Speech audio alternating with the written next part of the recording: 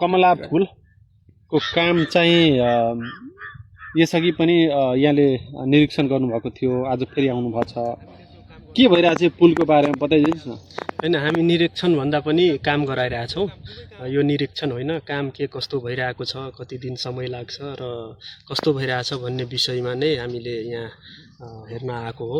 खासमा हिजो भौतिक पूर्वाधार मन्त्री सुनिल लम्सालजीसँग नै हामी यहाँ हुलाकीको प्रमुख ज्यू र त्यहाँका सचिवज्यूहरूसँग हाम्रो मिटिङ भएको थियो र यो कमलाको विषयमा नै विशेष गरेर प्रधानमन्त्रीज्यूले र विशेष गरी भौतिक पूर्वाधार मन्त्रीज्यूले विशेष चासो राखेर यो पुल छिटो सम्पन्न हुनु पर्यो, कहाँ के प्रब्लम छ, किन भइरहेको छैन, काम के कस्तो भइरहेछ भन्ने विषयमा चाहिँ उहाँहरूले मन्त्रीज्यूले नै स्वयं चासो राखेर चाहिँ यो काम अगाडि बढाउनु पर्यो भनेर उहाँले भन्नुभएको थियो। त्यो हिसाबले हामी उहाँकै निर्देशनमा प्रमुखज्यूलाई लिएर र यहाँका म 2 नम्बरको मान्य पनि यहाँ के कति टाइम लाग्छ, कस्तो हुन्छ, कस्तो भइरहेको छ, कति समय लाग्छ भन्ने विषयमा हेर्न आएको हो खासमा।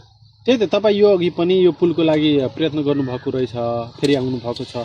के लाग्छ यो जुन समय असारसम्मको जुन बर्सातको समय आउँछ, असारपछि वा भनौँ 23 फेरि बर्सातको सिजनमा, त्यो अगाडि पुलको काम सक्छ वा कस्तो लाग्छ तपाईँलाई? हैन, उहाँहरूले सक्छौँ भनिराख्नु भएको छ हैन। योभन्दा अगाडि जुन नागरिक सरकार आउनुभन्दा अगाडि चाहिँ केही पनि काम भएको थिएन। हामीले नै विशेष पहल गरेर विशेष दबाब सिर्जना गरेर यो पुलको काम सञ्चालन गराएको हो। खासमा मन्त्रालयबाट जति बेला कुलमान घिसिङ मन्त्री हुनु भएको थियो र हामीले नै यहाँ ल्याएर विशेष पहलमा चाहिँ काम सञ्चालन भएको थियो। त्यो अवस्थाभन्दा अहिले फरक छ।